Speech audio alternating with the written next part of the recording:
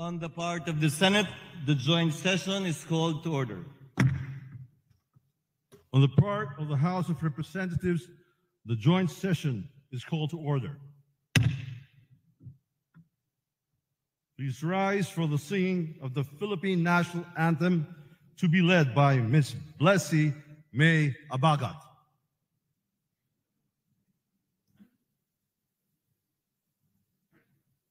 Bayang magiliw, perlas ng silanganan, alab ng puso, sa dibdib mo'y buhay.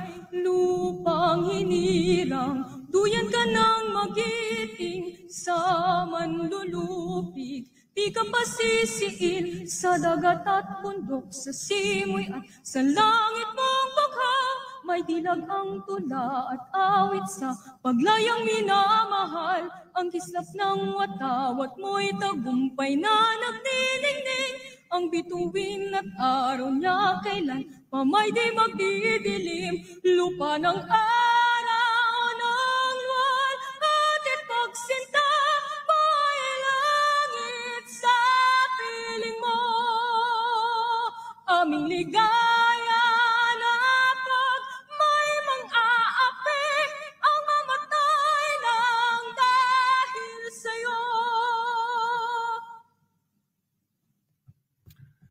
Please remain standing for the nation's prayer. Sa aming manlilikha, tagapagtaguyod, maraming salamat po sa iyong pagpapala sa pagbibigay ng mga kailangan namin sa araw-araw at tungo sa mas masagana pang bukas.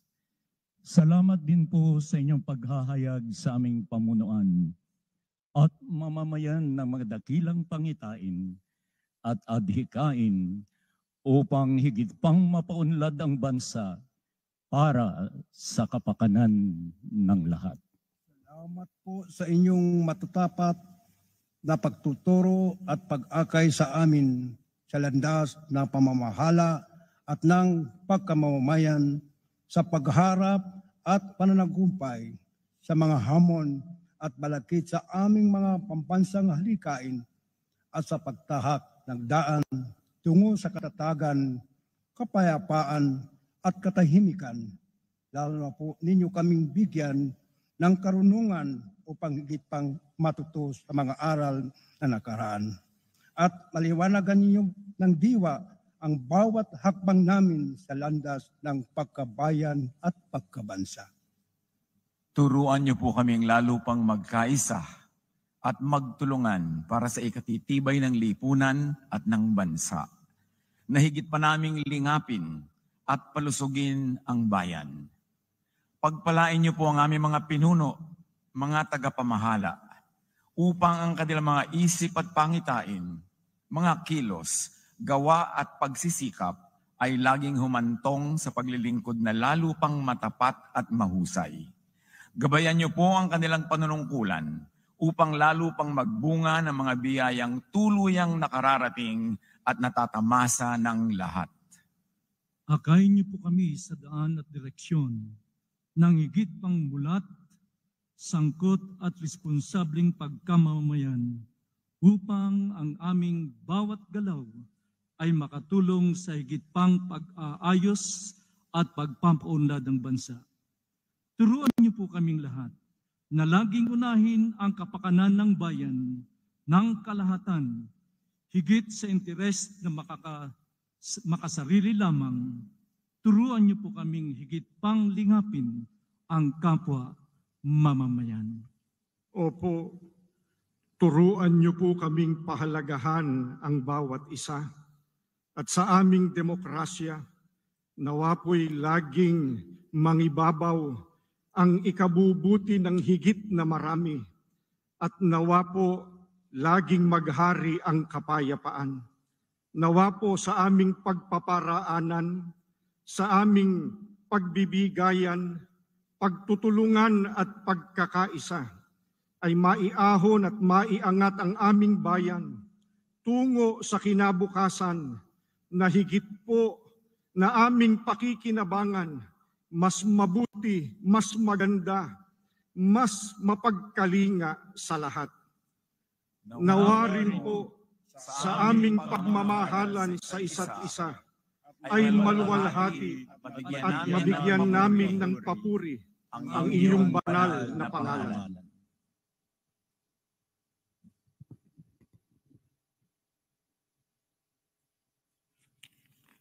Ladies and gentlemen, honorable members of the Congress of the Philippines, His Excellency Ferdinand Romualdez Marcos Jr., President of the Republic of the Philippines.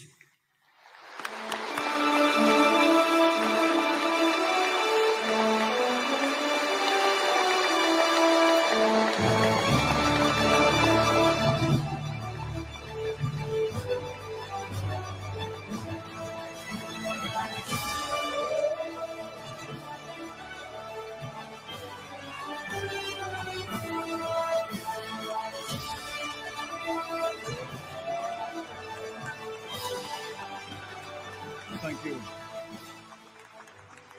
Allow me to greet the former presidents who are with us here today, President Joseph Ejercito Estrada and President Gloria Macapagal Arroyo, Senate President Chis Escudero, and the honorable members of the Senate, House Speaker Martin Romualdez, and the honorable members of the House of Representatives, Chief Justice Alexander Gesmundo, and the honorable justices of the Supreme Court, His Excellency, the Most Reverend Charles John Brown, and the esteemed members of the Diplomatic Corps, Executive Secretary Lucas Bersamin, and the members of the Cabinet, of course, the First Lady Luis Araneta Marcos,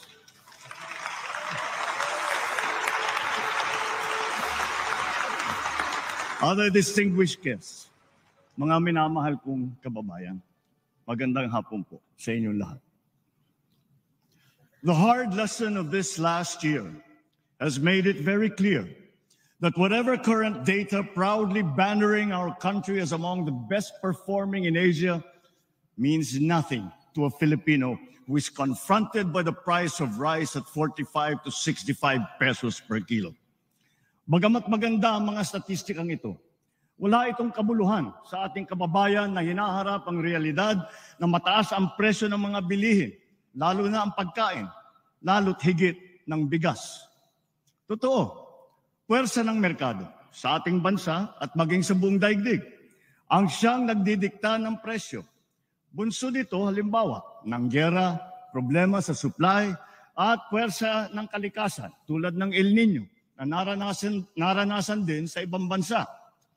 Subalit, hindi na ito mahalagang alalahanin ng ating mga kababayang nabibigatan sa presyo ng bigas. Mahal kong mga kababayan, alam kong damang-dama ninyo ito. Hindi natin winawalang bahala ang inyong mga hinaing at hirap na dinaranas. Sa kabila ng mga hamon ng ating kinakaharap, nasaksihan natin ang pinakamataas na ani ng palay sa bansa nitong nakalipas na taon. Pumalo ito sa lagpas 20 milyong tonelada, ang pinakamataas na ani mula noong 1987. Gayunpaman, ang ani na ito ay katumbas lamang ng 13 milyong tonelada ng bigas. Kulang pa rin ito para sa ating pangangailangan na 16 na milyong tonelada ng bigas, kung kaya't napipilitan tayong mag-angkat. Ngunit, lokal na produksyon pa rin ang ating mas bibigyan ng halaga.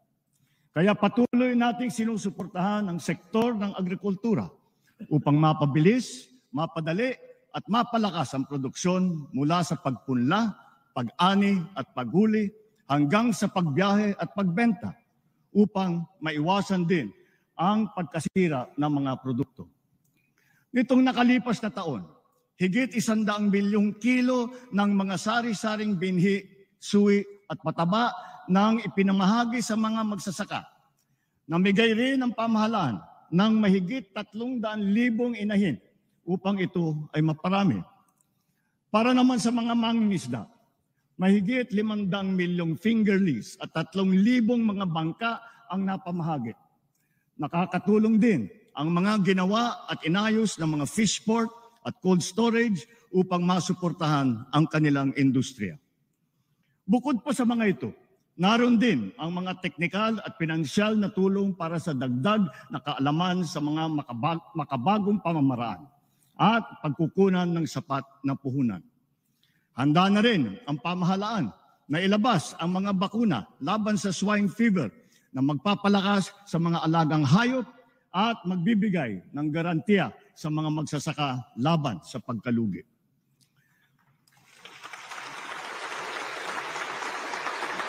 Nagsasagawa rin tayo ng mga kaugnay na hakbang upang pababain ang presyo at madagdagan din ang ating supply ng pagkain. Because of compelling emergency reasons such as illegal price manipulations by hoarders and smuggling, we were constrained to temporarily implement mandated price ceilings on rice. We also extended the reduced tariff rates to facilitate the importation of rice, corn, and pork until the end of this year. Tinitiyak ko sa ating mga magsasaka at sa buong sektor ng agrikultura na ang mga ito ay pawang panggipitang solusyon lamang. Sa reformang sakahan naman, tuloy pa rin ang ating programa at ang pamamahagi ng mga titulo sa ating mga magsasaka. Sa nakalipas na 2 taon, mahigit 130,000 titulo na ang ating naigawad sa mga benepisyaryo. Tuloy-tuloy din at pinabibilis pa natin ang pagkakahati-hati ng Collective Certificate of Land Ownership Award o yung CLOA para sa mga individual na benepisyaryo nito. Pinamamahagi na rin ang mga Certificate of Condonation kaugnay ng pagpapawalang bisa sa mahigit 57 bilyong piso utang na may 600,000 benepisyaryo. Bukod pa rito, naresolba rin ang mahigit 70,000 mga kaso patungkol sa reformang agraryo. Kasama rito ang mahigit 2,000 kasong matagal nang nakabinbin bago pa man pumasok ang administrasyon. Through modernized customs procedures and heightened enforcement efforts, more than 2.7 billion pesos worth of smuggled agri-fishers products have been seized, preventing them from entering the market and negatively influencing prices. Bilang leksyon, ang mga nasabat na kargamento ng bigas ay agad nating ipinapamahagi sa ating mga mahihirap na kababayan. Ganon din ang sasapitin ng lahat ng mga ipupuslit ng mga bigas. Ang ibang mga produkto naman ay ating sisirain o susunugin, bukod pa sa pagkakakulong sa mga mahuhuling mga salaryman. Soon, we will be implementing the pre-border technical verification and cross-border electronic invoicing of import commodities. This will send a strong message that we mean serious business.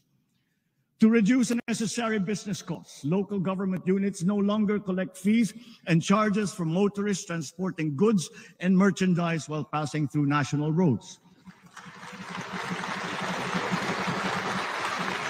On the same principle, LGUs have been strongly urged to refrain from collecting similar fees for the use of local roads. Nagsilbing kaagapay ng taong bayan ang kadiwa sa panahon na mataas ang presyo ng pagkain. Dahil naging epektibo ito, ang mga kadiwa centers ay magpapatuloy pa. Katuwang ang mga lokal na pamahalaan, dinagdagan pa natin ang mga kadiwa sa iba't ibang panig ng bansa. Higit sa lahat, layunin nating gawin permanente rin at mas madalas pa ang pagdaraos ng mga kadiwa. Matapos ngayong taon, ang 1,200 kilometro ng mga farm-to-market roads sa buong bansa. Mahigit 9,300 makinarya ang maipapamahagi at pasilidad na magagawa ngayong taon. Patuloy tayo nagbubukas at kukumpuni ng mga irigasyon sa buong Pilipinas. Ngayong taon, bibigyan natin ng patubig ang halos 45,000 ektarya ng bagong lupain. Bubuhayin din natin muli ang irigasyon sa halos 38,000 ektarya ng lupain sa buong bansa. Isa sa mga natatapos na proyekto ay ang Stage 2 ng Malitubog-Maridagaw Irrigation Project. Halos 10,000 ektarya ng lupain sa North Cotabato at sa Maguindanao del Sur ang masiservisyohan ng irigasyon na ito. Ang ilan sa mga ginagawa nating irigasyon ngayon ay solar. Ibig sabihin, pinapatakbo ang mga ito ng haring araw, hindi nauubos at hindi nangangailangan ng paggamit ng krudo. Isang halimbawa ay ang kakabukas lamang na Kabaruan Solar-Powered Pump Irrigation Project sa Quirino, Isabela. Samantala, dahil sa Halaur River Multipurpose Project sa Iloilo, halos 32,000 ektarya ng lupain ang mabibigyan ng patubig. Patutunayan ng proyekto sa Halaur River ang pinalalawig na potensyal ng irigasyon. Hindi na lamang patubig sa sakahan ang kaya nitong gawin. Ito na rin ay magagamit sa pagkontrol ng baha, paglikha ng kuryente, at pati na rin para sa turismo. Moving forward, irrigation dams will supplement all our other bulk water projects to ensure water security for our people, especially in the underserved areas. Matindi ang naging epekto ng dumaang El Nino, lalo na sa mga sakahan. Sa tinamong pinsala mula sa pagkasira ng mga pananim, nagkaroon ng proteksyon ang ating mga magsasaka sa pamamagitan ng ating binigay na crop insurance. Sa nakalipas na 2 taon, mahigit 9,000 piso halaga ang naging bayad pinsala para sa mga apektadong magsasaka at mangingisda. Ngunit, mainam na rin na nailunsad na maaga ang mga modernong paraan ng pagtatanim tulad ng low water use farming technologies. Sa ating nasimulan na proyektong Lawa at Binhi, isinasagawa na ang mga modernong imbakan ng tubig upang lalong maging handa at protektado ang ating mga magsasaka sa banta ng tagtuyot. As we can see in all the world, weather events are, as has been predicted, getting more extreme, such as torrential rains that instantly shift to scorching heat waves or vice versa. Our country's geographical location makes us highly vulnerable to the adverse effects of climate change. Precisely because of our inherent vulnerability, we are proactive advocates for heightened climate responsibility and justice on the global stage. To this end, we have secured a seat on the board of the Loss and Damage Fund. And further, the Philippines has also been selected as host country to that fund. This will require an enabling law from Congress to confer the legal personality and capacity to the board. This welcome development shall complement all our other climate adaptation and mitigation measures and give us a strong voice to access the needed financial assistance for climate-related initiatives and impacts. Gayunpaman, ang pinakamahalaga ay ang buong bansa ay matibay at laging handa sa nakakapinsalang mga sakuna. Nangunguna ang ating mga DRRM workers upang tiyakin ang ating malawakang paghahanda at ang ating pagiging mulat at listo sa anumang oras. Bilang pangunahing paghahanda, nagtatayo tayo ng mga mahalagang infrastruktura na magsisilbing proteksyon at sentro ng koordinasyon, lalo na sa aspeto ng paghahatid tulong. Within the past 2 years, almost 100 evacuation centers have already been built. While in January of this year, we started the operations of our Disaster Response Command Center, which shall serve as a central hub for the government's disaster response efforts. Ngayon, sa pagpihit ng panahon, ang hagupit ng La Nina at mga matinding pag-ulan naman ang ating binabantayan at pinaghahandaan. Mahigit 5,500 flood control project ang natapos na at marami pang iba ang kasalukuyang ginagawa sa buong bansa.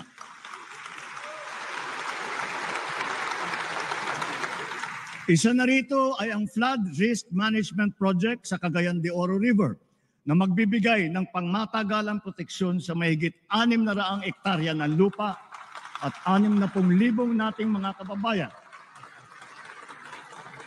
Isa pa ay ang proyekto sa Pampanga Bay na magsisilbing karagdagang lunas sa mga pagbabaha. Noong Enero, inilunsad natin ang Kalinisan sa Bagong Pilipinas, kung saan pinakilos natin ang ating mga barangay upang maglinis sa kani-kanilang komunidad. Sa 5 buwan lamang, mahigit 40,000 tonelada ng basura ang nakolekta ng mahigit 22,000 mga barangay sa buong bansa. Inaasahan ko ang tuloy-tuloy na suporta ng mga lokal na pamahalaan sa paglilinis ng ating pamayanan.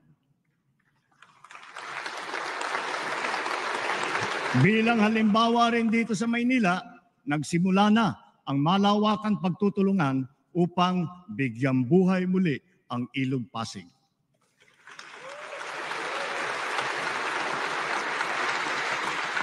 As we enter the midterm, our infrastructure development remains sustained, strategic, and on schedule.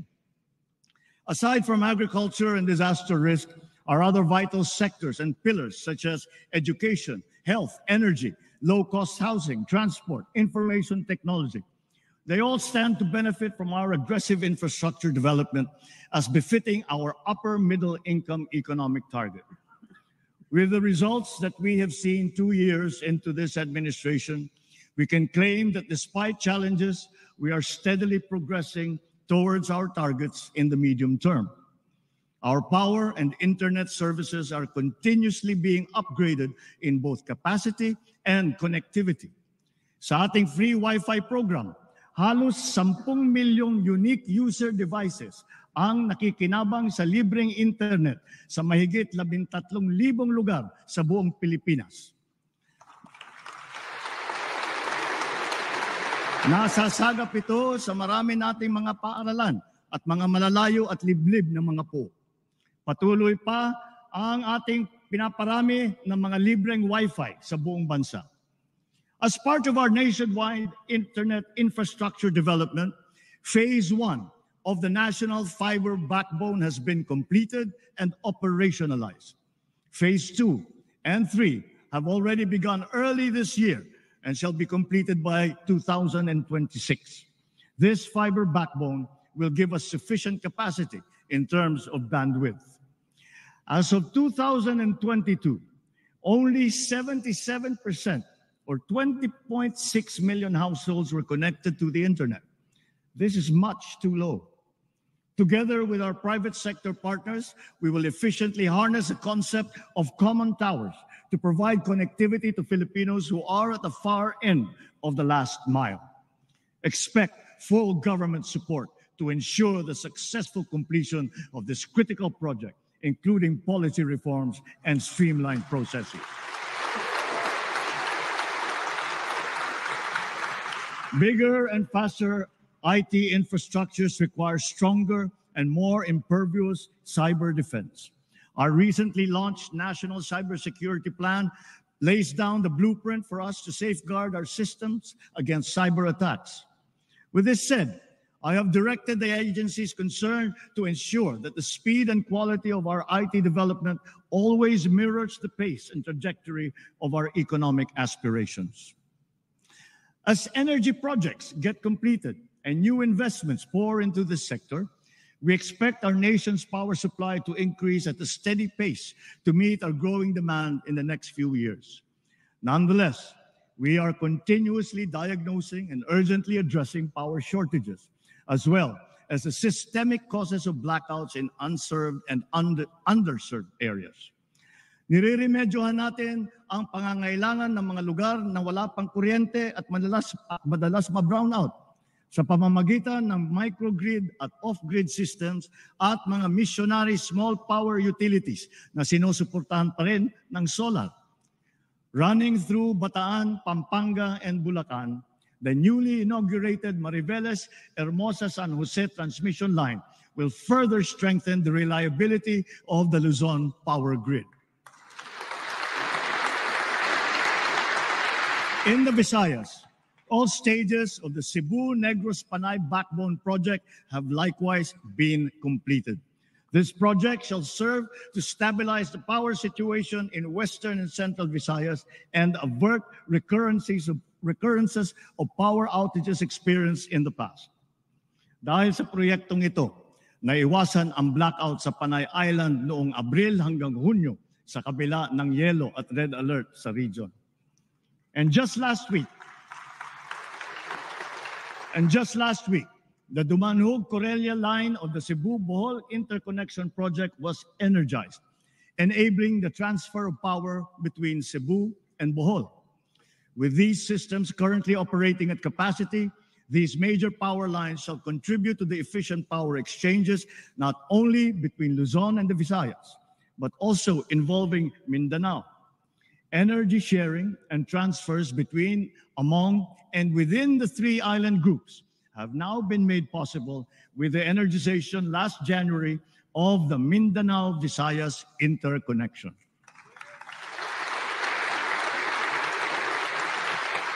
The energization of the Mindanao-Visayas interconnection is a defining moment, not only for the power sector, but for the entire country. Finally, we have connected the power grids of all three major island groups. The unified Philippine grid is a fulfillment of this dream, whose seeds were planted in the 80s through a vision bolstered by R&D, which we accomplished by applying typical Filipino persistence and dedication. Batid natin lahat na ang presyo ng kuryente dito sa ating bansa ay mataas. Kaya patuloy tayo sa pagdadagdag ng mga infrastruktura ng kuryente na magpapababa ng presyo ng kalanunan. Sa kabilang banda, tinitiyak din nating makatarungan ang paniningil sa mga consumer. Ilan sa mga hakbang na pinatupad ng pamahalaan ay, una, ang mas maayos at patas na lifeline rate program para sa mga mahihirap, lalo na sa mga benepisyaryo ng 4Ps.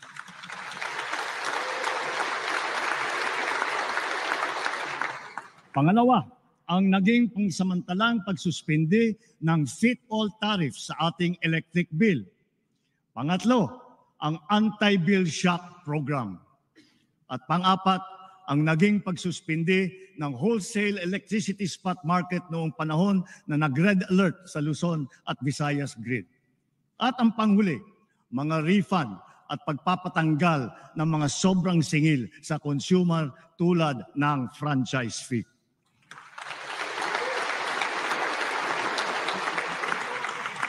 Binabalikan at binubusisi natin muli ang EPIRA upang malaman kung angkop pa ba ito sa ating kasalukuyang sitwasyon o napapanahon na ito ay amyendahan. Hinihiling ko sa Kongreso na pagtulungan na natin ito alang-alang sa kapakanan ng mga Pilipino.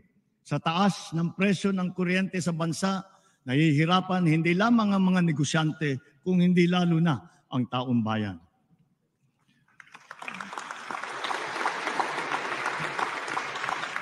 As of May this year, 12,000 kilometers worth of roads and more than 1,200 bridges have been built and upgraded across the country.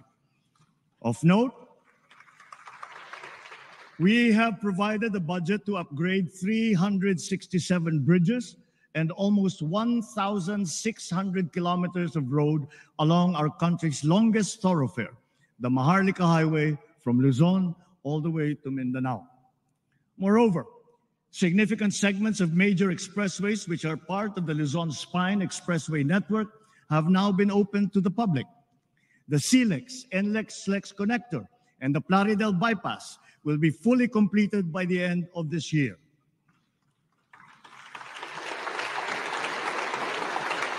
Calax and the C5 South Link will be fully operational by next year. Dahil sa mga mahalagang daan na ito, ang norte, gitnang Luzon, Maynila at katimugang Luzon ay lalo pa ngayon magiging mas konektado sa isa't isa. Under our Inter-Island Linkage Bridge Program, we expect 2 major bridges to be open to motorists this year. One is the Panguil Bay Bridge, touted as the longest water-spanning bridge in northern Mindanao.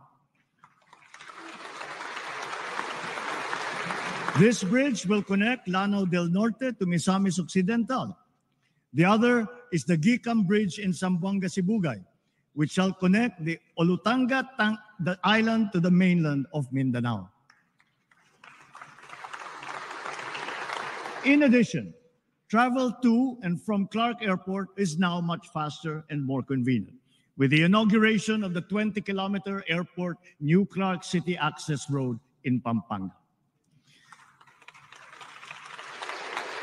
We are also in the midst of a railway renaissance.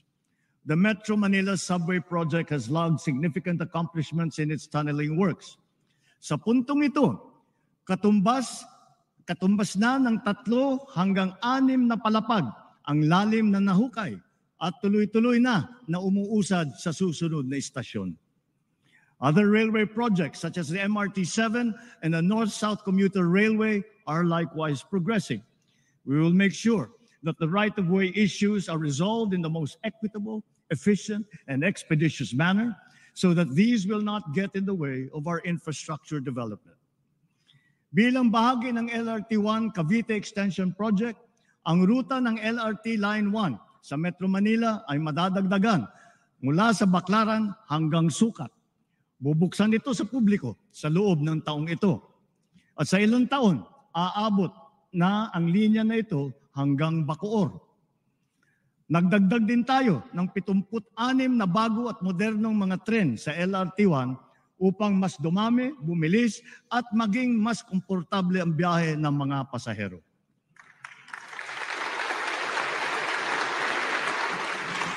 Kamakailan lamang, binuksan naman natin muli sa publiko ang PNR Bicol Line na may habang 100 kilometro mula Naga hanggang sa Legazpi. Gayon din, patuloy ang pagpaganda ng ating mga paliparan at ang ating mga daungan para sa ikaginahawa ng ating mga manlalakbay.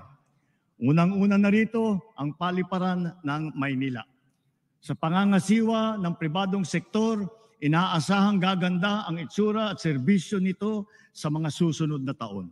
Soon, it will be capable of accommodating 48 flights per hour, servicing our ever-increasing local and international flight routes, and catering to more than 62 million passengers every year. More than 70 airports and seaport development projects across the country have now been completed, and another 350 ongoing projects are set to be completed by the year 2028. Notably,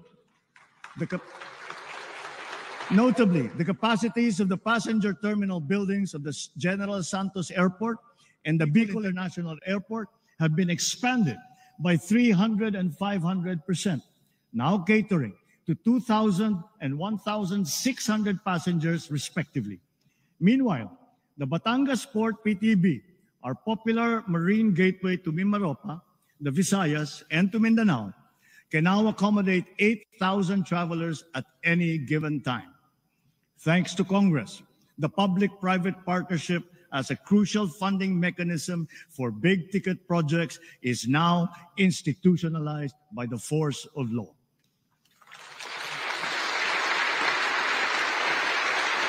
PPP is seen to facilitate strategic investments and the timely development of projects under our Build Better More program, especially since around 1/4 of our flagship projects have been envisioned to be funded through this modality.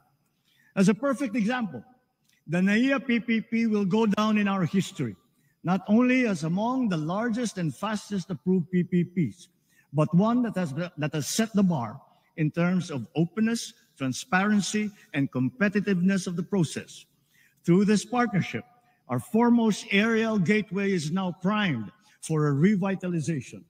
Once considered as among the worst and most stressful airports in the world, it will soon be a world-class international airport that we can all be proud of.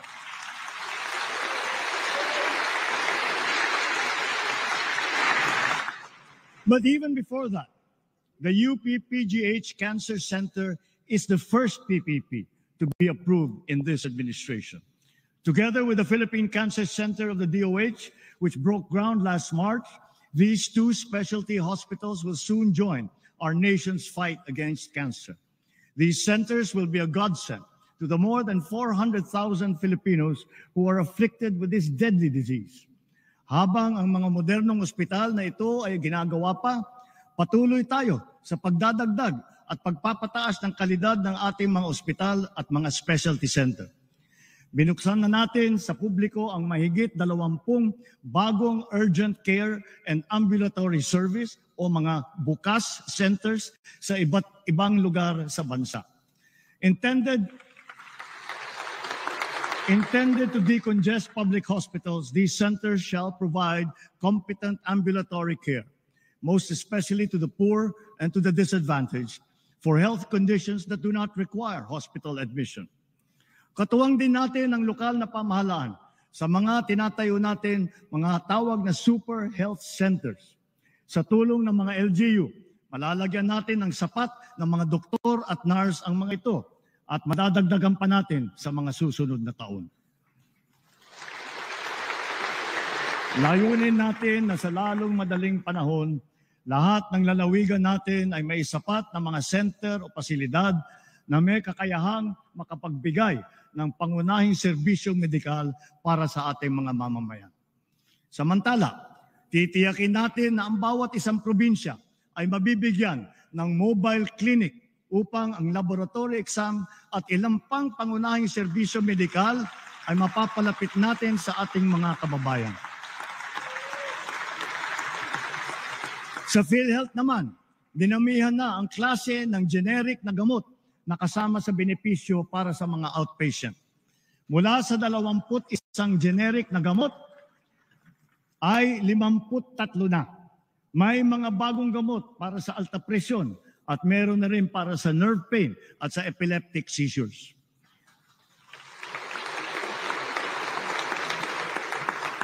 Bilang tugon sa dumaraming insidente at tumataas na presyo ng pagpagamot, itinaas na ng PhilHealth ng mahigit doble ang mga benepisyo para sa mga malulubhang karamdaman tulad ng acute stroke at pulmonya.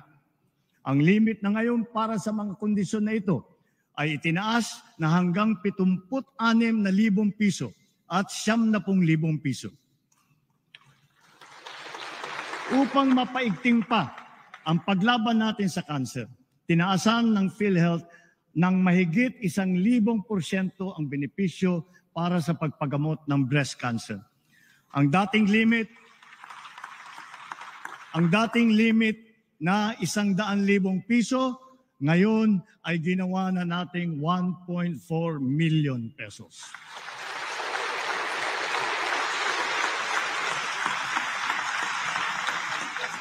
Ang benepisyo naman para sa colon cancer ay pinag-evaluate na rin. At bago matapos ang taon, maisasama na rin sa mga benepisyo ng PhilHealth ang chemotherapy para sa cancer sa baga, atay, ovary at prostate. Naglaan po tayo ng mas mataas na pondo para sa ating medical assistance program. Kaya higit na mas marami pang mga Pilipino ang matutulungan nito ngayong taon. Aside from our aggressive hiring efforts, we have enhanced medical and allied health programs, allocated seed funds for public medical schools, and launched scholarships and review and upskilling programs. These are to support the medical and nursing professions with a goal to strengthen and increase our human resources for health. As part of our recalibrated health approach towards prevention and healthy habits, we are prioritizing vaccinations, nutrition, mental well-being, and active and healthy lifestyles. Tuloy-tuloy ang ating paghahabol sa pagbabakuna ng mga sanggol at ang mga bata.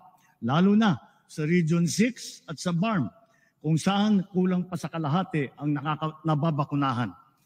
At tuloy na tuloy din ang Philippine Plan of Action for Nutrition na ating binibigyan tuon ngayong Hulyo, buwan ng nutrition. Ang convergent programs to stamp out hunger and malnutrition were not only successfully launched, but have yielded inspiring results thus far. One survey confirmed that our expanding school-based feeding program has had a significant impact on the physical and mental well-being of more than half of the learner beneficiaries.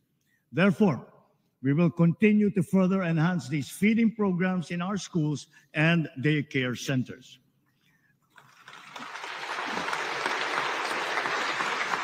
The recently launched Walang Gutom 2027 will now be fully rolled out from the initial 2,300 households, now all the way to 300,000 food-poor households across the country by the end of this year.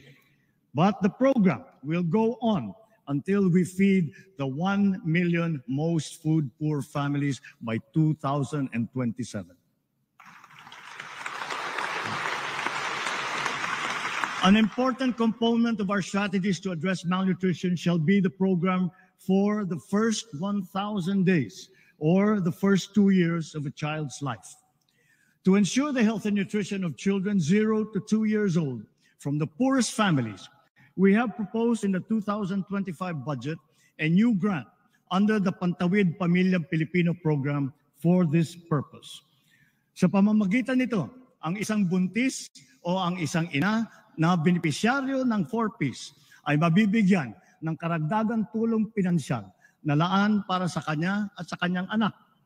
Ang tulong na ito ay upang matiyak na siya at ang sanggol na kanyang sinapupunan o batang anak ay maaasikaso ng doktor, mababakunahan at mabibigyan ng sapat na nutrisyon.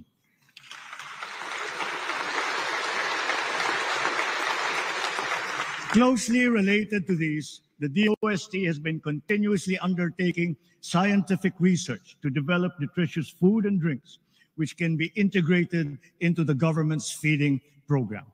Government is aware of the pressing yet delicate social issues of the day, such as the mental well-being of our people.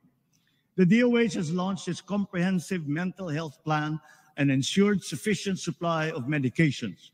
PhilHealth has also released this year its mental health benefit package for all its members. At the same time, grassroots and sports for all programs are back in the mainstream, catering to Filipinos of all ages. Nailunsad na namang muli ang taunang palarong pambansa matapos ang 3 taon na pagkakatigil nito dahil sa pandemya. Binabati natin ang Marikina at Cebu at ang kagawaran ng edukasyon sa kanilang matagumpay na pagtatanghal ng mga palarong ito. We will continue to support these health-enhancing sports programs. Through these, we will also set forth our youth on the same well-established path that has taken some of our national champions and renowned athletes to sporting greatness. As we speak, 28 of our finest athletes are competing in Paris now for the glory of the Philippines.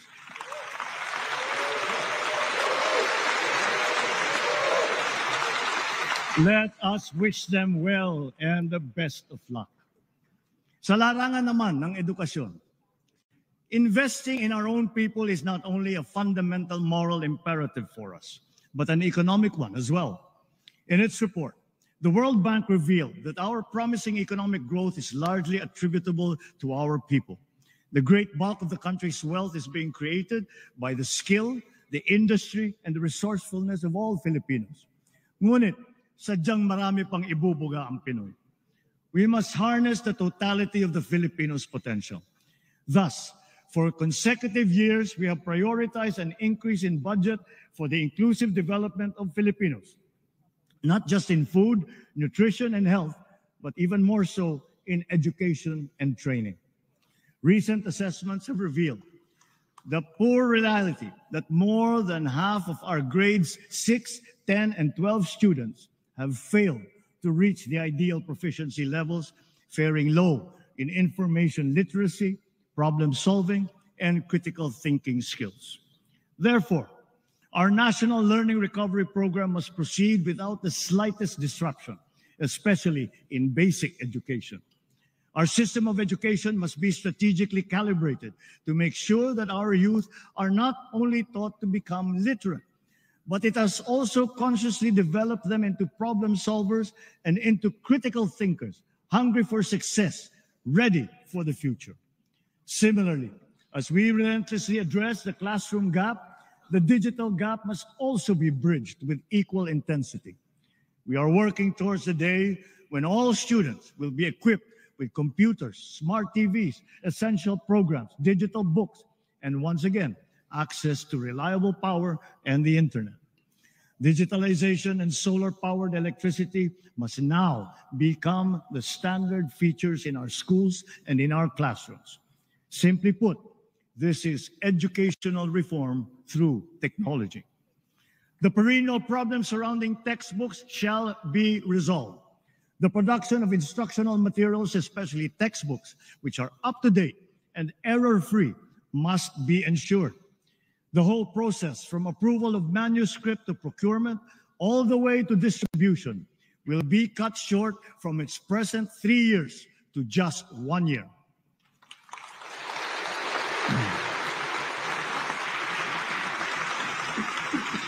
Ito ngayon ang magiging hamon sa ating bagong kalihim, na tiyakin ang pagbangon at pagtaas ng kalidad ng edukasyon sa bansa sa lalong madaling panahon.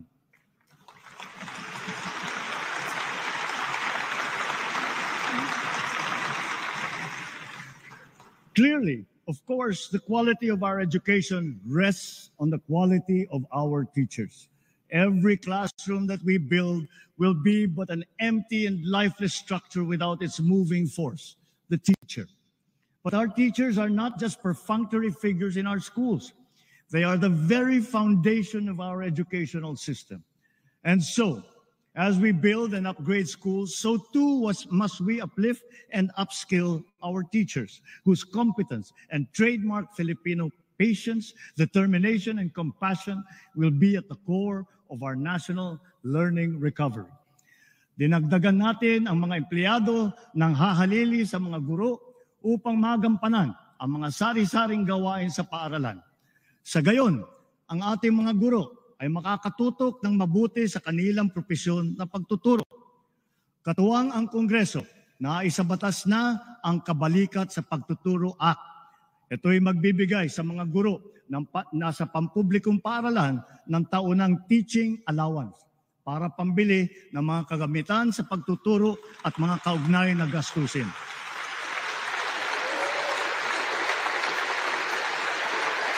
Matatanggap na nila ito simula sa susunod na taon. Meron na rin silang personal accident insurance mula sa GSIS.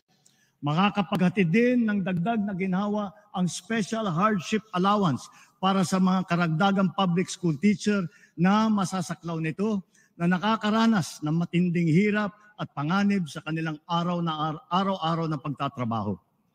At wala na ring utang taging sa mga teacher. Hindi magiging hadlang ang kanilang pagkakautang upang makapag-renew ng kanilang mga lisensya. Bagkus, marapat lamang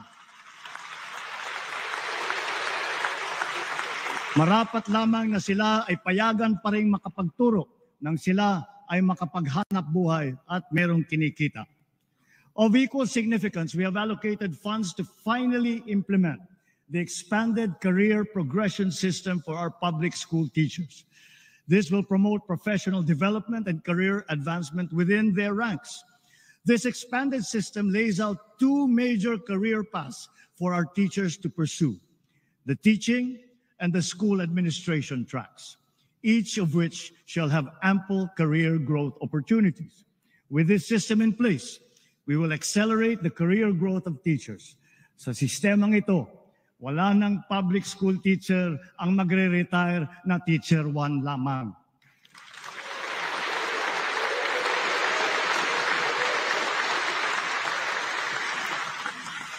Sa madaling sabi, kung talagang ninanais nating maging matagumpay ang hinahangad nating pagbangon sa larangan ng edukasyon, sila, ang ating mga guro, ang dapat nating itaguyod at patatagin. Last year, we reported that our system of higher education was gaining international recognition for all the right reasons. As further evidence, 87 of our higher educational institutions have now made it into various world university rankings. 51 of them are public universities or colleges. Also, we witnessed this past school year a significant rise in the enrollment rate in higher education, both in public and in private institutions. The same upward trend is likewise noted in technical vocational education and training, or TVET. Statistics do not lie. 8 out of 10 graduates of TVET ultimately land decent jobs. So with its high employability rate, TVET will definitely be instrumental in capacitating our people and in maintaining our employment rate at consistently high levels. Cognizant of its potential, the DepEd, CHED, DOLE, and TESDA have joined forces now to incorporate TVET in the senior high school curriculum to further boost the employability of our students. The Philippinovation and Balikhaing Pinoy programs have been launched, both drawing vast interest and inspiring key sectors and the public to generate solutions, to share ideas, and to drive innovation forward across the country. The IT and creative sectors are burgeoning industries, knowing no territorial bounds, and they hold great promise for our talented and hardworking people. This is the call of our times, and we are moving to answer that call. The schools will serve as a preeminent incubators of the innovative and creative energies of all Filipinos. Advanced learning systems and technologies in the areas of robotics, artificial intelligence, and the Internet of Things shall be made available in TVET innovation centers nationwide. Highly technical and professional level training courses will soon be launched, notably in cybersecurity and in the creative industries. Of our globally ranked HEIs, 63 have made it into the WURI Global Top 300 Innovative Universities. In the face of tough global competition, the Mabalacat City College in Pampanga was awarded the Technological or Digital Innovation of the Year. And for the second straight year, Samar State University topped the rankings for its digitally pioneering R&D project entries.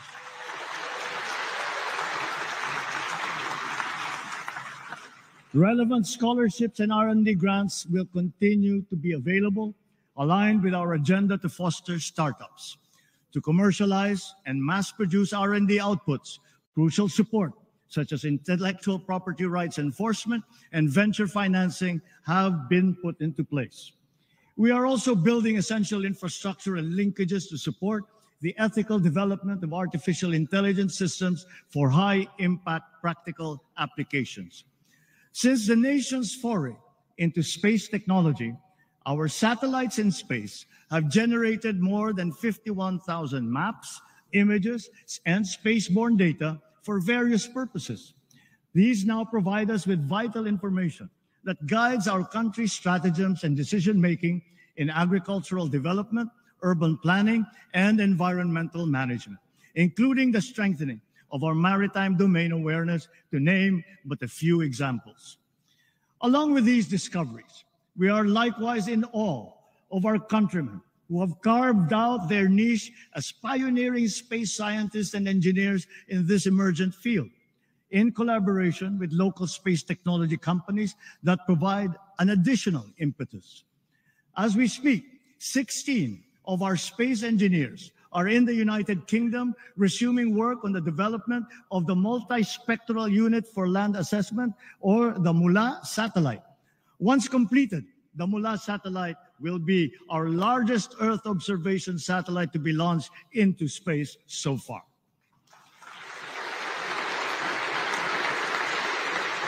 May they inspire the next generation of Filipino students to follow their footsteps and reach for the stars. Sa ating mga trabahador, our employment rate has increased to 95.9%.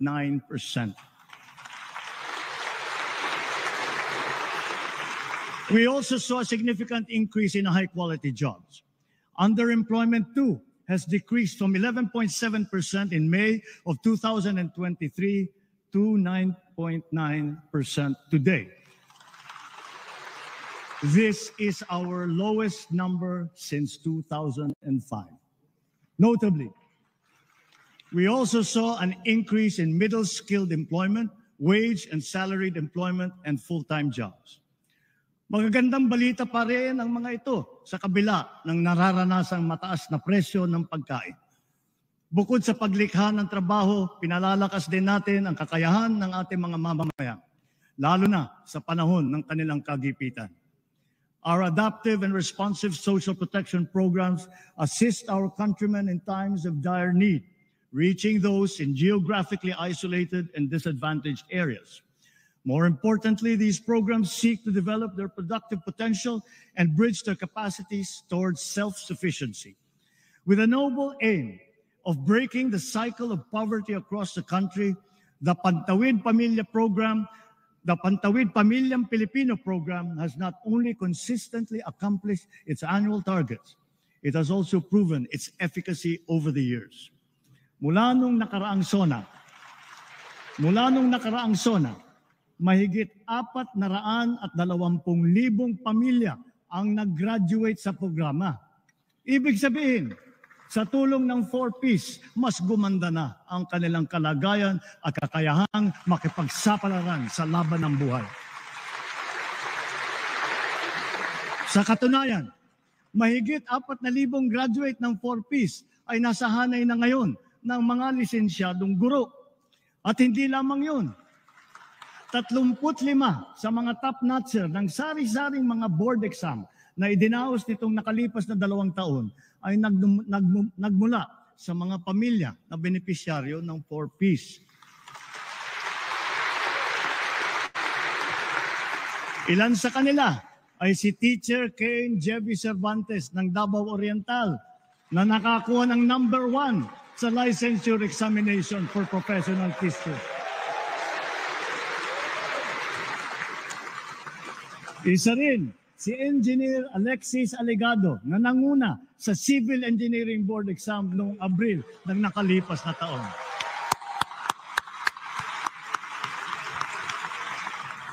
Tomorrow, the birth date of Apolinario Mabini, we cap off the National Disability Rights Week. Our PWDs can rest assured of government's effective implementation of beneficial policies and programs that will guarantee equitable opportunities, special interventions, and incentives for them. Mula nang pumasok ang administrasyong ito, nagsimula na ang mga programang pangkabuhayan na nakalaan para sa ating mga PWD. Sa susunod na taon, ilulunsad naman ng PhilHealth ang benepisyo nito para sa mga batang may kapansanan.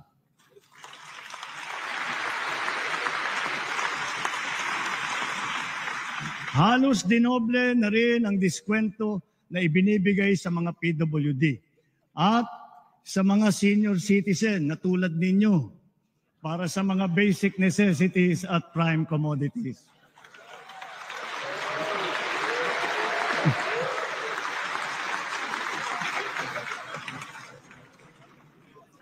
Natuwa kayong lahat nun. Sa lahat ng mga ginagawa natin ito, katuwang natin palagi ang pribadong sektor, lalo na sa mahalagang bagay ng trabaho at pasahod. With tripartite consensus, minimum wage levels have been increased in various sectors in all regions, including the BARM, for workers and private establishments. Makakapagdulot ito ng ginhawa sa mahigit 4 na milyong mga kababayan na natin at ng kanilang mga pamilya. Para naman sa ating mga kawani ng gobyerno, mayroon silang maaasahang medical allowance bilang karagdagang benepisyo sa susunod na taon.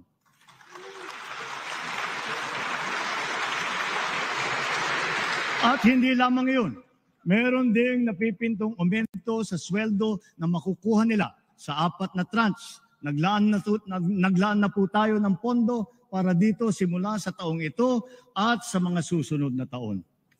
Furthermore, we have extended the services of our job order and contract of service personnel working in government. This will also afford them ample opportunity to work on their civil service eligibilities while gaining additional relevant experience and training to upgrade their employment qualifications. Our aggressive infrastructure development, business-friendly policies, investment and export promotions, foreign visits, and economic missions are all aimed at generating not just jobs, but quality and competitive jobs. A substantial number of investment pledges have already commenced operations, with many more at various stages of development. Sa bilang natin, bukod sa malalaking kita para sa bansa, makakalikha ang mga ito ng mahigit 200 at 2,000 trabaho para sa ating mga kababayan.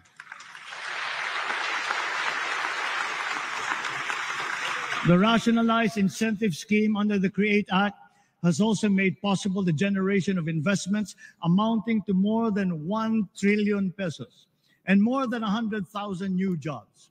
This promising state of affairs is now beckoning us to create more through the passage of the Create More Act.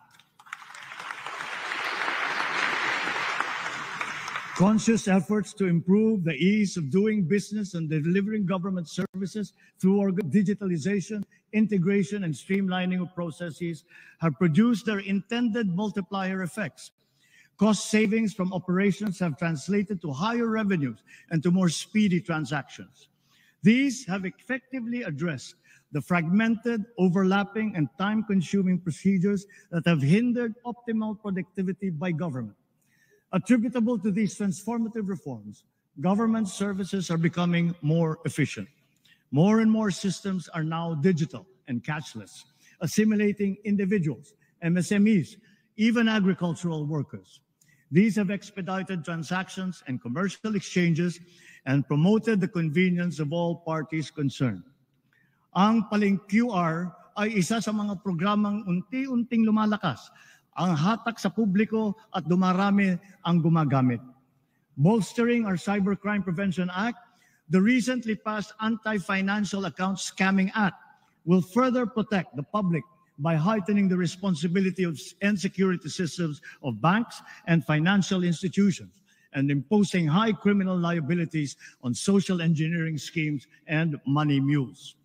Job placement also has seen significant progress, especially through our Public Employment Service Offices, or PESOs, nationwide.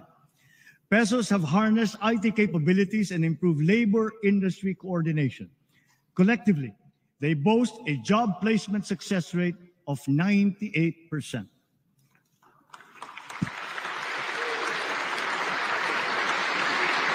Likewise, due to shortened timelines, we have recorded a significant increase in new business and corporate registrations, including foreign firms, which surpassed last year's numbers. The observed choke points in our food supply chains and in the logistics sectors are now being removed.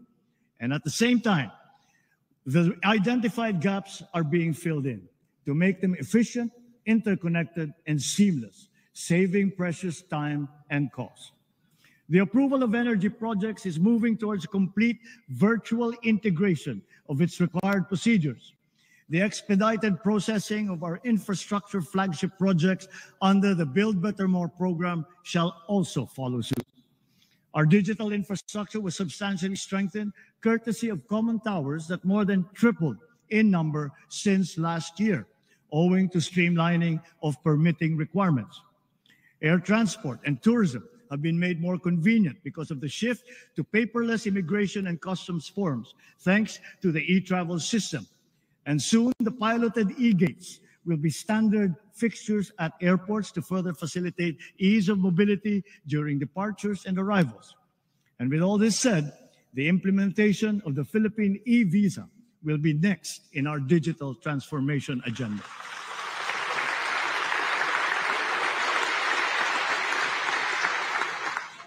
Let us now go to tourism, because we in the Philippines have no less than 7,641 beautiful reasons to tap the potential of our tourism sector, for which our archipelagic nation is internationally renowned and from which many Filipinos derive their livelihood. While a resurgence in this all-important sector is being observed, pre-pandemic data present to us a great challenge that we must surpass. It is a challenge that is well within our grasp.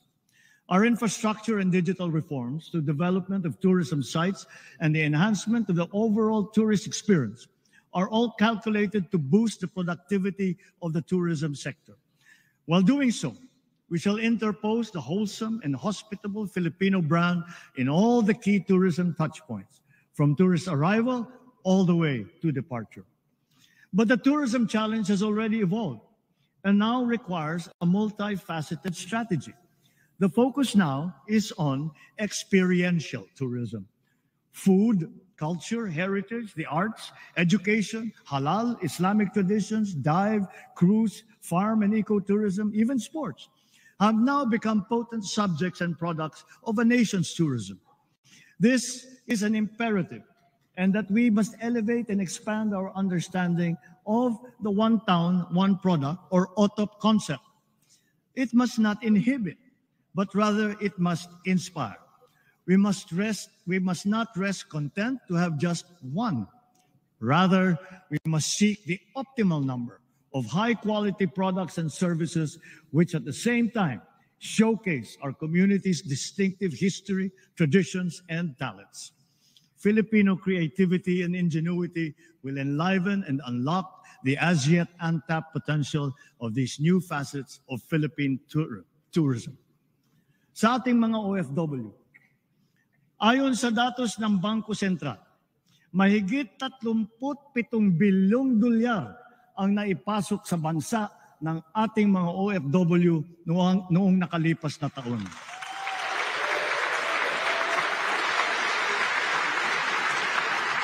Sadyang napakalaking tulong nito sa ating bumabangon na ekonomiya. Kaya hindi lamang pasasalamat, kundi parangal ang ating ipinapaabot sa lahat ng ating mga OFW. Sana ay napapanood nila ito. Ramdam na ramdam hanggang dito sa ating bansa ang inyong sakripisyo. Through vital partnerships with like-minded states, we have been able to promote our mutual interests, resulting not only in investments here and our strengthened national security, but also in quality jobs for our nationals seeking foreign employment. Through intense Philippine lobbying, the United Nations has adopted the resolution on promoting and protecting the enjoyment of human rights of seafarers. This will ensure their safe and decent living and working conditions at sea, a human rights imperative.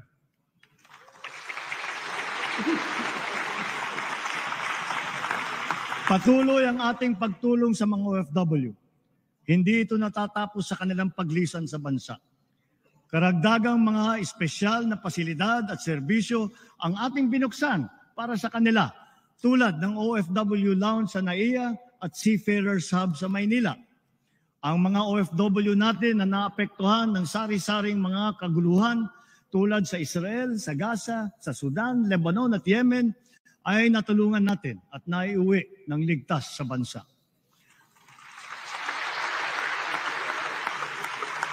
Gayon din ang naging pagtulong natin sa mga kababayan nating nasalanta ng kalamidad at krisis tulad sa Taiwan at sa New Zealand. Hanggang sa kanilang pag-uwi, buong puso ang ating pagtanggap at paglingap. Ang nagbabalik-bayang mga OFW kasama ng kanilang pamilya ay sinusuportahan nating mabuti upang maging maayos ang kanilang bagong simula dito sa bansa para makakuha ng magandang trabaho o di kaya'y makapagtayo ng negosyo. Kaugnay sa aking naiulat noong isang taon, sinimulan na ng Saudi Arabia ang pamimigay ng tseke sa ating mga trabahanteng nawalan ng trabaho doon. Unti-unti, ang ating mga naapektuhang OFW ay nababayaran na. For this, we convey our sincerest gratitude to the Crown Prince of Saudi Arabia and the Kingdom of Saudi Arabia.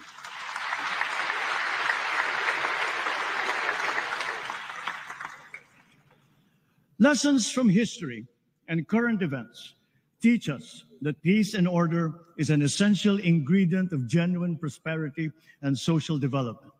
This is the path that we choose to take. Despite difficulties, despite our diversity and differences as a people, we are joined together by a unique history and have constantly invested our energies and resources in strengthening the pillars of peace. Our police, military, and Coast Guard undergo continuous capacity building and asset upgrading so that they are better able to preserve the peace and defend our territory. We have noted an overall decrease in crime rate and an improvement in crime solution efficiency. But this is not enough. This is not enough. Our law enforcement need to continue to earn the trust of our people. The strong pillars of our criminal justice system, especially in light of the new rules on criminal investigation and our independent judiciary, function in unison. In tandem with the justice system, COA's audit mechanism works in harmony with our transparency, streamlining, and open government initiatives. All in all, these successfully foster a culture of accountability that curbs corruption in government.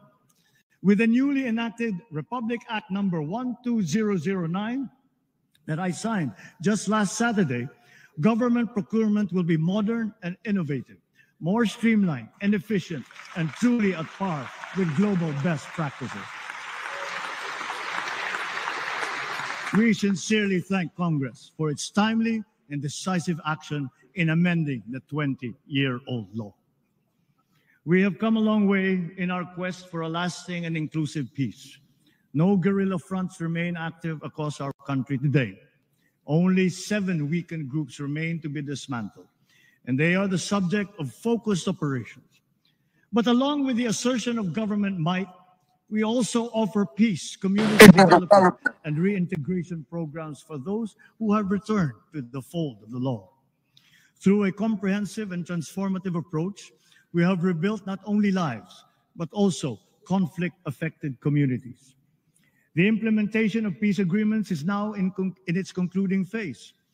Former combatants now.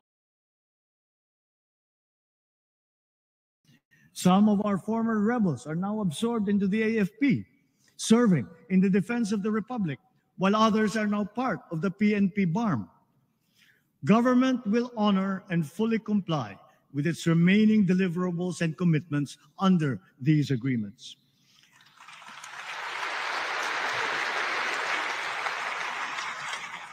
In November last year, we signed proclamations granting amnesty to former rebels. A month later, and then in June of this year, the House of Representatives and the Senate issued their respective resolutions concurring with these amnesty proclamations. That Congress is one with us is a testament to the whole nation's sincere desire for peace. In such a short period, the BARM has impressively established a strong foundation for its progressive autonomous social development. Investments continue to pour into the BARM. Last year, investments in the region increased by 140% year on year.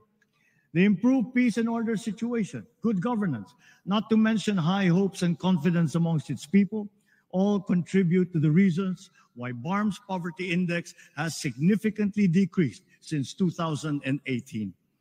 In Marawi, the rehabilitation and rebuilding continue under the supervision now of the Office of the President. Our focus remains on restoring energy, water, and livable communities. As of today, all 7 intergovernmental mechanisms of the BARM, as mandated under the organic law, have been organized and activated. These will guarantee effective and constant consultation between the Bangsamoro and national governments in the fundamental aspects of governance. 5 out of the 7 essential laws for the BARM have already been enacted by the BTA Parliament. Now it has its own administrative code. It has its own local government code, its own election code, and those for education and the civil service as well. So with these inspiring developments, the BARM appears primed and ready for its regular elections, the first ones that they will have in the coming year.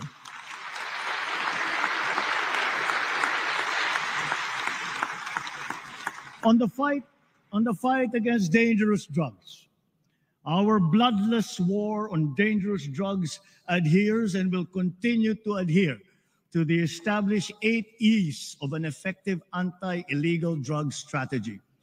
Extermination was never one of them.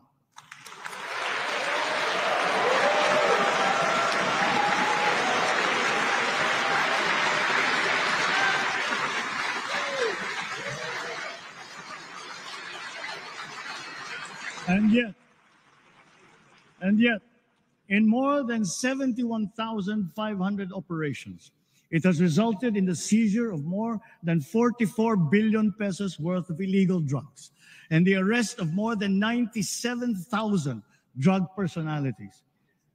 More than 6,000 of those arrested were high-value targets. 440 of them were government employees, of whom 42 were uniformed personnel. 77 were elected officials.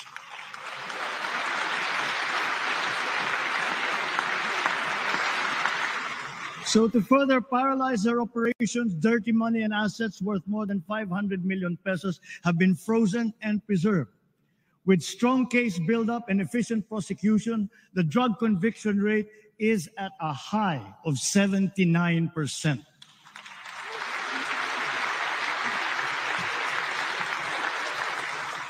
Together with this, we welcome the report that the number of drug-affected barangays in our country has been reduced by 32%.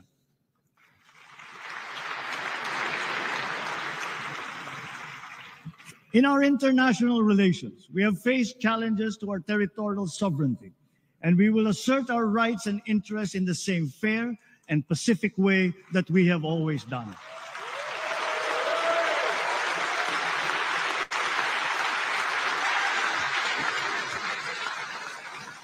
Proper diplomatic channels and mechanisms under the rules-based international order remain the only acceptable means of settling disputes. Peace and community building will always be our clarion call, especially when the country serves as chair and the host of ASEAN Summit in 2026. We continuously try to find ways to de-escalate tensions in contested areas with our counterparts, without compromising our position and our principles. I know that our neighbors too are doing their best to make this work. The Philippines cannot yield. The Philippines cannot waver.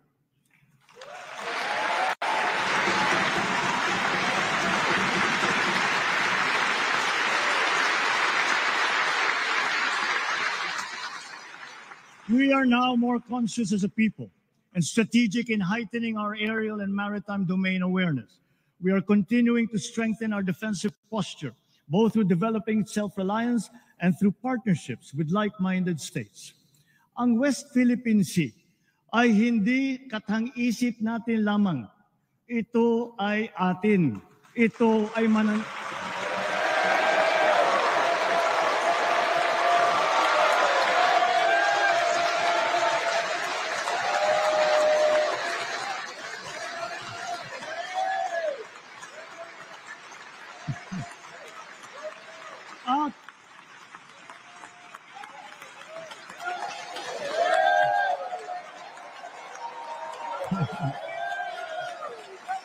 At ito ay mananatiling atin hanggat nag-aalab ang diwa ng ating minamahal na bansang Pilipinas.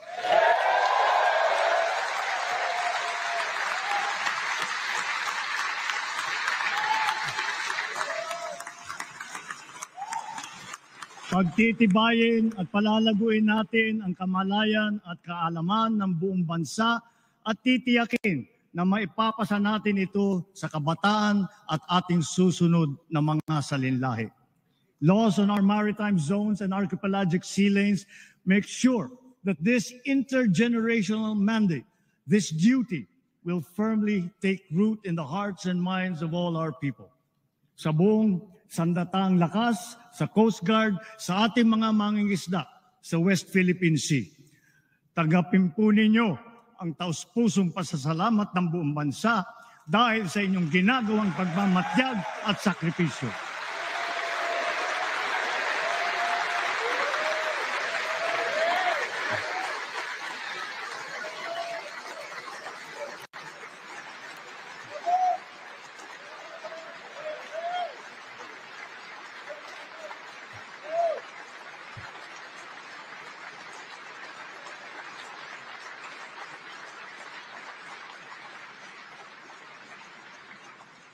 Let us now turn to our economic status and our prospects.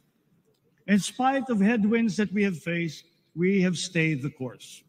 The country exhibits healthy signs of post-pandemic resilience comparable to strong economies in our region. Our poverty rate has significantly dropped to 15.5%, down from 18% in 2021. This present figure is even lower than the pre-pandemic level of 16.7% in 2018. Ang katumbas nito ay halos 2.5 milyong Pilipino ang naiangat natin mula sa kahirapan.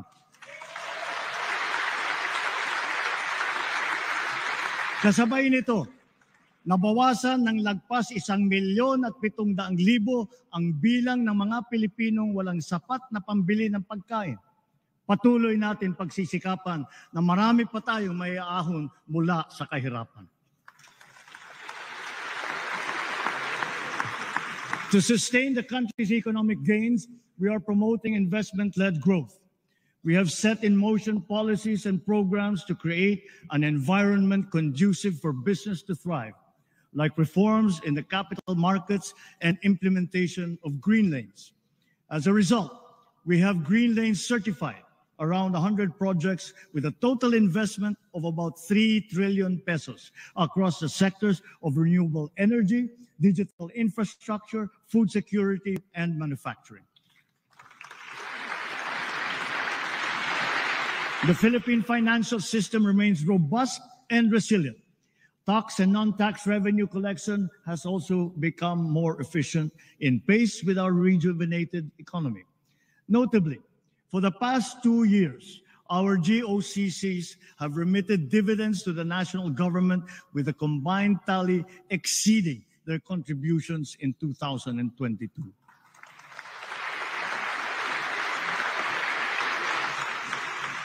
To build on these, and guided by strong fiscal discipline, our proposed government budget for this year was crafted with utmost care, diligence, and meticulous attention. We look to the cooperation of our colleagues in the legislature, not only that our proposed national budget be approved in your usual timely manner, but it be adhered to as closely as possible. We expect all agencies to ensure that every centavo allocated will be judiciously spent for our urgent priorities and socially impactful programs. Mga kababayan, sa lahat ng ginagawa natin ito at mga gagawin pa, mataas ang aking kumpiyansa na malalampasan din natin ang hamon ng ating pinagdadaanan. Dahil ito ang pangunahing hinaing ng taong bayan.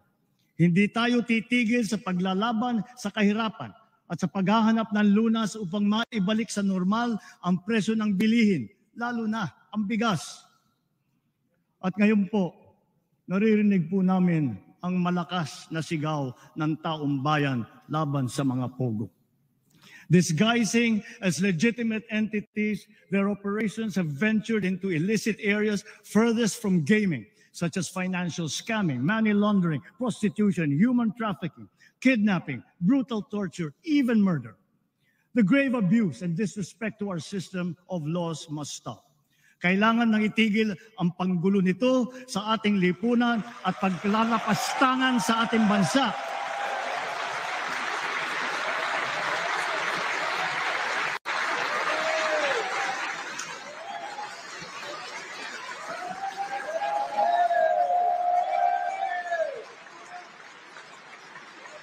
Effective today, all pogos are banned.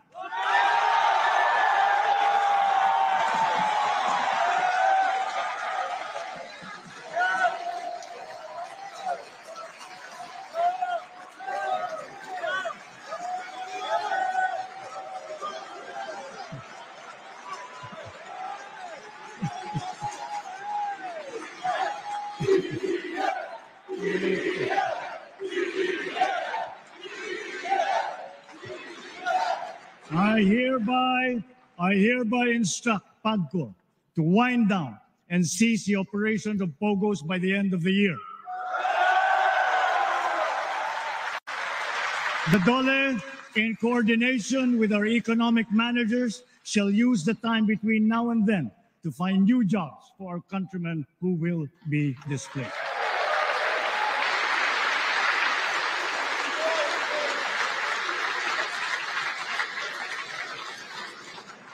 This will solve many of the problems that we are encountering. It will solve many of the problems that we have been encountering, but it will not solve all of them.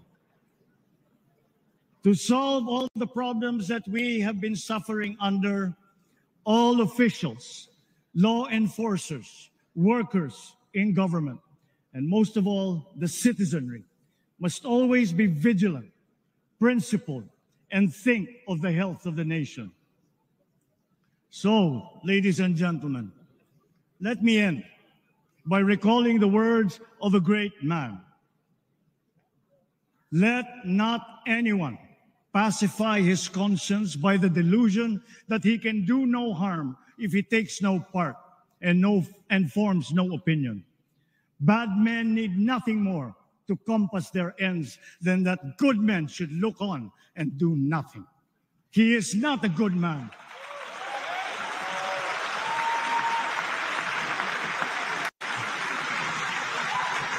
He is not a good man who, without a protest, allows wrong to be committed in his name.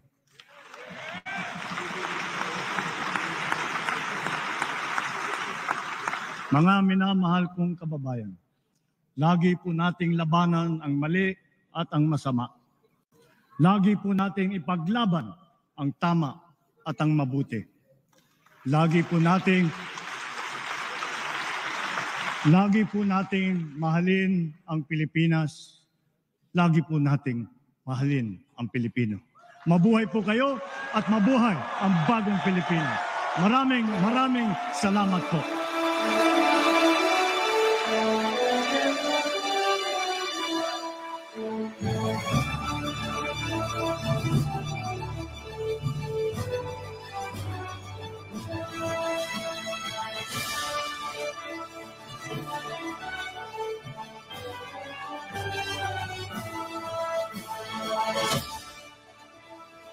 Narinig po natin ang mahigit isang oras na State of the Nation address ni Pangulong Ferdinand Marcos Jr.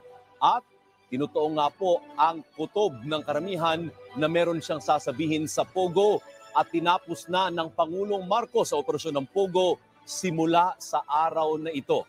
Inilagay po ang parte ng talumpating yun sa dulo na nagsilbing highlight ng State of the Nation address ng Presidente. But syempre, bago po sinabi ang tungkol sa Pogo, marami din pong sinabi kaugnay sa mga programa para sa pagpababa ng presyo ng mga pangunahing bilihin, kabilang na po ang bigas, ganon din ang mga iba't ibang programa sa PhilHealth, sa kalusugan at ang hamon po kay Education Secretary Sani Angara na palakasin pa at i-improve ang estado po ng mga estudyante sa bansa.